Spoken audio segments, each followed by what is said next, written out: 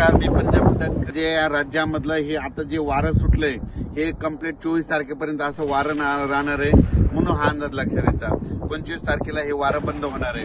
पण राज्यात मात्र आज 18, 19 आणि 20च्या दरम्यान राज्यामध्ये सांगायचं झालं तर जळगाव जिल्हा, लातूर, जळगाव जिल्हा, नाशिक जिल्हा, त्याच्यानंतर संभाजीनगर, त्याच्यानंतर बुलढाणा, अकोला, अमरावती, वर्धा, नागपूर, भंडारा, त्याच्यानंतर परभणी, जालना, बीड या भागामध्ये सरी ह्या 2 दिवस मध्ये राहणार आहे. 2-3 दिवस राहणार आहे.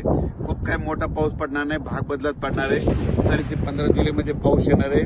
त्याच्यामध्ये सगळ्यांच्या शेतकऱ्याची पेरणी होते. ज्यांच्या शेतात ओला असेल तर स्वतः निर्णय घ्या, पेरणीची काही करू नका. कोरडा असेल तर करू नका.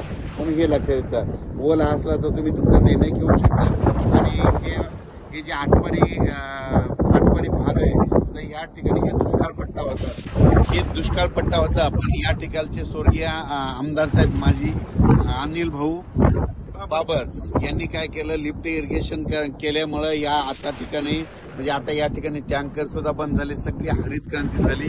खरं त्यांचे उपकार या सगळ्या जनतेवर आहेत.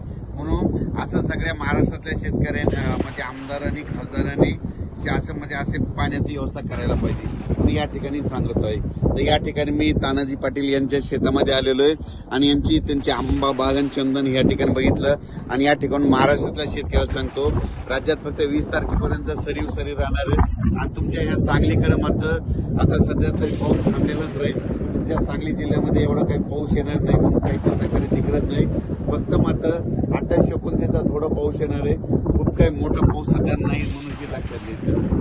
ज्यावेळेस वातावरण बदल त्यावेळेस मात्र सांगलीचा देखील अंदाज दिला नाही.